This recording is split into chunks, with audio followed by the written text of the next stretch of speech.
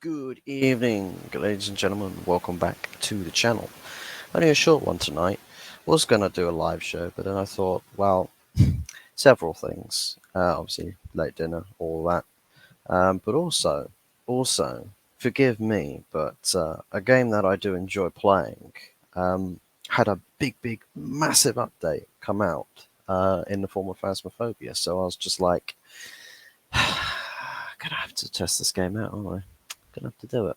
Gonna have to do it. But it is a pledge that 99% of the time, right? 99% of the time, something's gonna be released for each and every single day. So the content pool doesn't completely dry up, and it would be letting you guys down. You fantastic, wonderful people.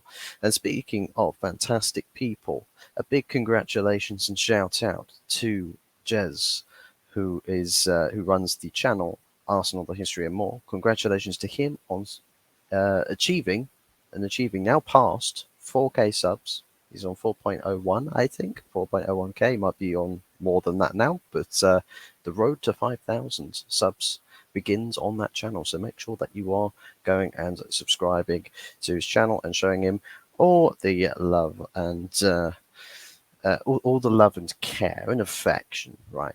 Go show him all of your support. Give him all you got, because he definitely deserves it, along with plenty of other content creators out there. But big shout outs to him, and very well done to him on that achievement. But most importantly, big shout outs to him. He was on last night's show as well. We went until past midnight. 3 hours, over 3 hours long was last night's show. But today it's a very big contrast. It's going to be right down, a very short video, less than 10 minutes, I probably would assume. Because this one's more of a hypothetical question. A hypothetical question? No, rhetorical question. Is it? No, because people are going to answer it. So not a rhetorical question, but a question to provoke thought. Definitely, 100%. And maybe some of the other fans as well, from other fan bases, can answer this question as well, if you so desire, if it so piques your interest. But the question is in the title of the video. Will United sign anybody else? And to furthermore that point is that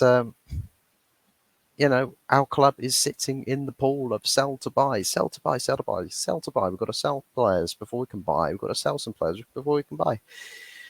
But who are we selling? Is the question, because everybody else that we were planning to sell is no longer on the sell list. Brandon Williams is not going anywhere. Harry Maguire is refusing to leave because he has Manchester United by the balls. Literally, Harry Maguire is acting as though he is bigger than the club. And a certain greatest manager of all time said that no one's bigger than this club. So you can imagine perhaps what our GOAT manager would be doing in light of this situation. But let's say Maguire's got the club by the balls. Oh, who am I kidding? The club doesn't have any balls. We don't have any balls. What are we on about? But so Maguire's not going anywhere. Scott McTominay, we rejected the only official proposal that he's had for 30 million, and we're probably never going to see that fee ever again.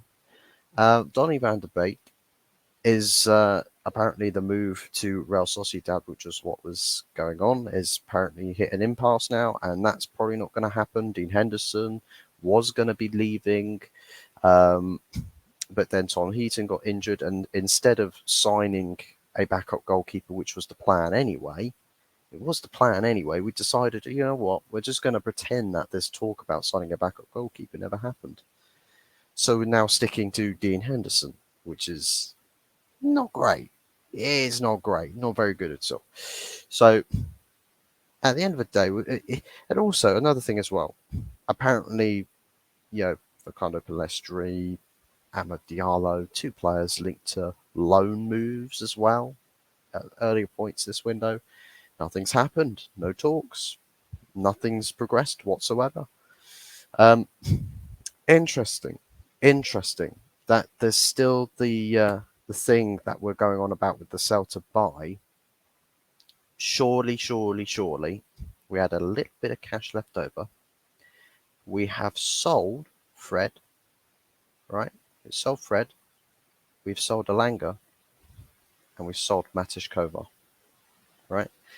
Plus then a couple of other extra 1 or 2 million from other, external signings from outside the first team picture. So we sold, a handful of players for, okay, fairly, average prices, I would say, average prices.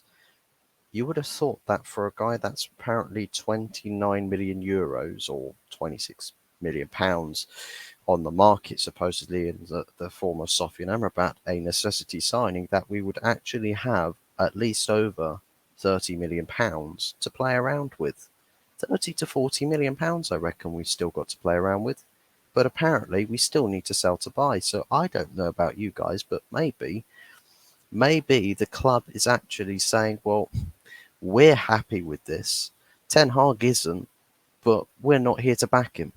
We're not here to back him. We've never backed a manager before. We never have. We never, ever have.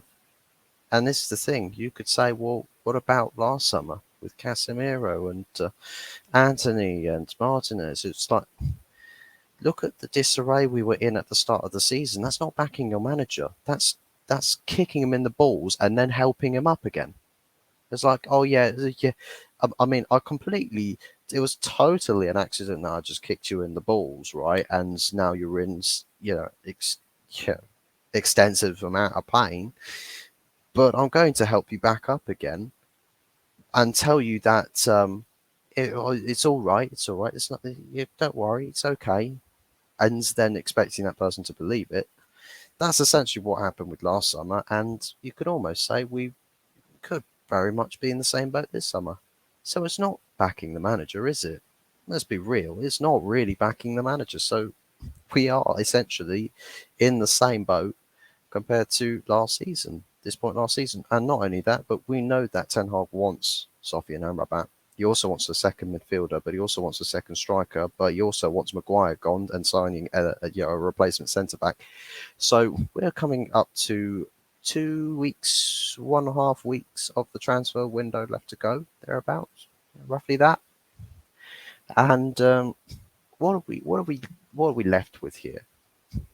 So we've got, like, what is it, 5, maybe 6 bits of business that this club needs to do. Not that we want to do it.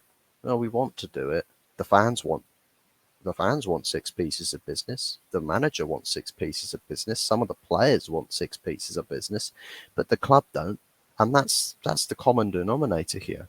The club don't want what the manager wants. The club don't want what the fans want. And that's it. That's it. That's where the line is drawn. And listen, if anyone's saying, well, look, John Murtough, he's trying. I'm sorry, but trying's not good enough. This is Manchester United. You are the standard. You're meant to be the standard bearers of English football, of competitive football, of elite level football. You're supposed to be the standard bearers. End of discussion. It's not something you can debate with. It's end of discussion. Yeah, period. Zip it. Throw away that comment. Throw away the topic, the debate. Yeah, throw it away. Lock it up somewhere, throw away the key. You don't need to discuss this. Manchester United should be doing the best job and setting the standards in this country, but we are not. And that's not good enough. And we should be calling it out. And there's a lot of people who say, well, look, if we don't get Sofian Amrabat, and we might not, Liverpool are sniffing around. Not just him, but we're also now linked with Gravenberch, Liverpool as well, and apparently K Thuram, someone else that Liverpool were interested in. I mean, we're essentially fishing in the same market, but for some reason we think it's okay to just sling people along for the ride, and it's honestly baffling to me. And I suppose the question now really is with United pushing out this agenda of sell to buy, but not selling anybody. I suppose there's two questions in this. Two questions. One question is, will United actually, buy any players on the basis that we need to sell to buy? And a second question is kind of like that. Do United actually want to sell any more players? Do United actually have the ambition that the manager has? Do they know that, we could actually have sold all the players that we intended to sell? We could have sold them, but we chose not to. Maybe there's a bit of that to believe. So let me know your thoughts and your feelings about this matter, and as well as that, but the answer to those two questions. Do you reckon that United will buy anybody with the current state of things? Or, well, that's question one. And the second question is, do United actually want to sell anybody else, or are they happy with what's going on at the club at the moment? Because I'll tell you what, if the answer to the second question is that they are happy, then I know a lot of people will say, oh no, we're finished. Well, this is technically what the club have been doing as their mainstay, routine business model. This has been their routine business model for the longest time. So nothing's really out of the ordinary here for them. It really, really isn't. It's just that it's every time that a lie gets told, we believe it. It's like at the start of the window, we've got all of this plans and everything. Got sold down the river. Oh, we've got sell to buy. We've got to sell to buy at the very start of this transfer window. Oh, I only got like £100 million to spend thereabouts, maybe a little bit over. And how many times that story changed until it eventually just got blown completely out the water, and we just sat down 180 million without needing to sell. We spent 180 million, and with every single part of this transfer window, every single stage, we've had it clapped back to us.